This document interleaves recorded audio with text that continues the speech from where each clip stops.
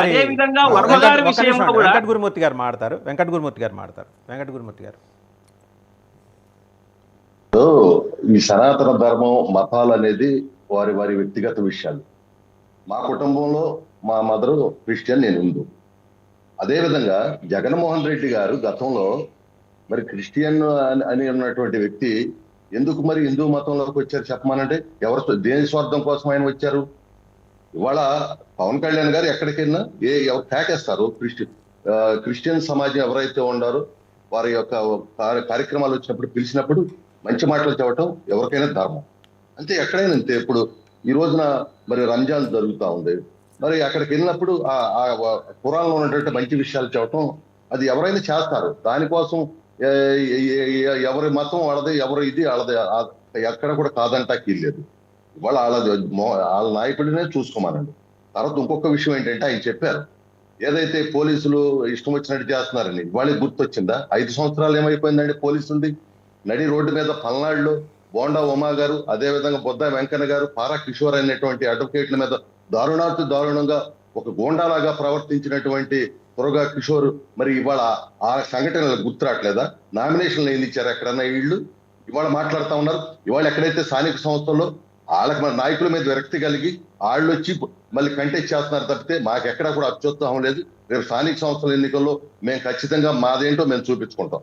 తర్వాత ఏదైతే సూపర్ 6 అని చెప్తా ఉన్నారో, ఖచ్చితంగా ఇప్పటికే మేము ఏదైతే చెప్పామో పెన్షన్ వాళ్ళకి 5 ఏళ్ళు పట్టింది పెంచడానికి, మాకు 5 రోజుల్లో మేము పెన్షన్ ఇచ్చాం.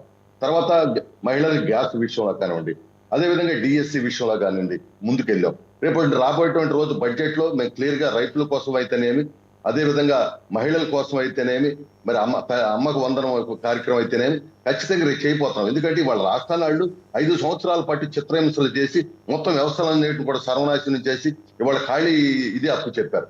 అయినప్పటికీ కూడా ఇవాళ మొత్తం చూడండి, ఈ రాష్ట్రంలో మొత్తం కూడా గుంటలు పడినటువంటి రోడ్లు ఉంటే అది ఒక ప్రత్యేకమైన కార్యక్రమంగా పెట్టుకుని కనీసం ఎక్కడ కూడా గుంటలు కూడా పూర్చలేని పరిస్థితుల్లో ఈ రోజు ఆ కార్యక్రమం తీసుకున్నాం.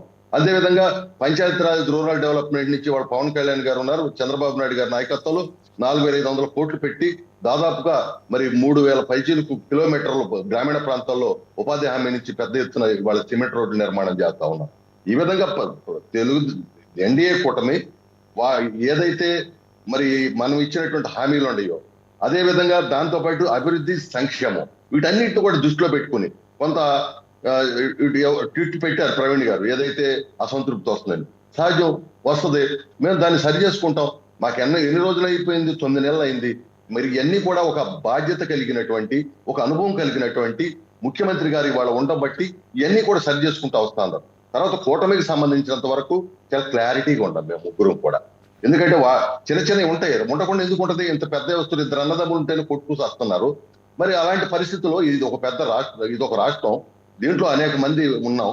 మరి చిన్న సమస్యలు వస్తాయి. వచ్చినప్పుడు మేము కూర్చొని మాట్లాడుకుంటాం. మాకు చాలా క్లారిటీగా నారా చంద్రబాబు నాయుడు గారు కావచ్చు, పవన్ కళ్యాణ్ గారు కావచ్చు, పురంధేశ్వర్ గారు కావచ్చు, ఒక క్లారిటీగా ఉన్నారు. ఏ విషయాన్ని సరే చర్చించుకుని ముందుకెళ్తున్నాం. పదవుల విషయంలో కావచ్చు, అభివృద్ధి విషయంలో కావచ్చు, సంక్షేమ విషయంలో కావచ్చు, అదేవిధంగా నాగబాబు గారి విషయంలో కూడా సరైన సమయంలో ఖచ్చితంగా సరైన నిర్ణయం జరిగిపోద్ది. ఎక్కడ కూడా ఆలోచన తేడా ఏమి ఉండదు, ఖచ్చితంగా జరిగిపోద్ది. కూటమి ప్రభుత్వం రాబోయేటువంటి రోజుల్లో మీరు చూడండి, కొత్త బడ్జెట్ లో రేపు బ్రహ్మాండమైనటువంటి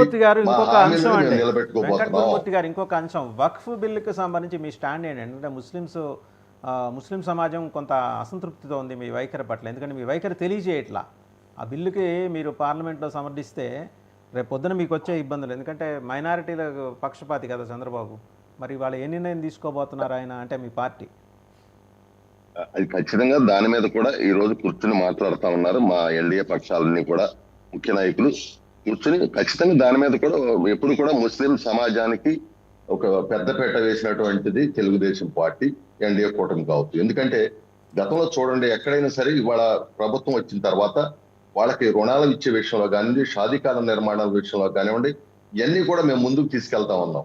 ఎక్కడా కూడా ఎలాంటి ఇబ్బంది రాదు. ఎందుకంటే ఈ 6 నెలల బడ్జెట్ ఏదైతే ఉందో అయిపోయినటువంటి గడిచినటువంటి కాలం 6-7 నెలది గత ప్రభుత్వం చేసినటువంటి బకాయిలకు కానివ్వండి వీటన్నిటికే సరిపోతా ఉంది ఇవాళ రాబోయేటువంటి బడ్జెట్ లో.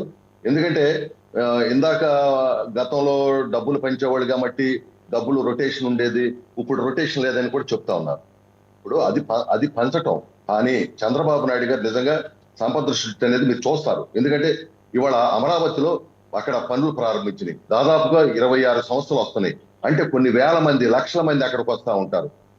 మనీ రొటేట్ అయింది. అదే విధంగా ఇంకో పక్కన పోలవరంలో అక్కడ కూడా కొన్ని లక్షల మందికి అక్కడ, ఎందుకంటే అక్కడ కొంతమంది కాంట్రాక్టర్లు ఉంటారు, పనివాళ్ళు ఉంటారు, తర్వాత వాళ్ళ మీద ఆధారపడే కిరాణా షాపులు ఉంటాయి, పెట్రోల్ బంకులు ఉంటాయి. ఇవన్నీ కూడా రాబోయేటువంటి రోజుల్లో రియల్ ఎస్టేట్ రంగం కూడా ఇప్పుడే దాదాపుగా ఊపందుకుంటా ఉంది. కాబట్టి రాష్ట్రంలో ఖచ్చితంగా మీరు కావాలంటే చూసుకోండి, మరి ఒక రాబోయేటువంటి ఒక 2-3 నెలల్లో విస్తారంగా ఈ రాష్ట్రంలో సంపద అనేది మరి ప్రతి పేదవాడి దగ్గరికి కూడా డబ్బులు వెళ్ళింది.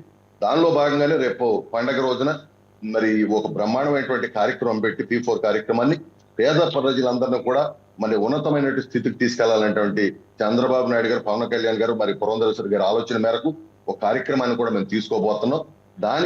దాంతో పాటుగా మీరు ఏదైతే చెప్పారో ఆ బిల్లుకి సంబంధించి కూడా ఒక నిర్ణయం ఈ రోజు రేపు సమావేశం ఉన్నట్టు తీసుకుంటారు. ఖచ్చితంగా మేము ఏదైతే ప్రజలకు ఇచ్చినటువంటి హామీలు మేము నెరవేరుస్తాం.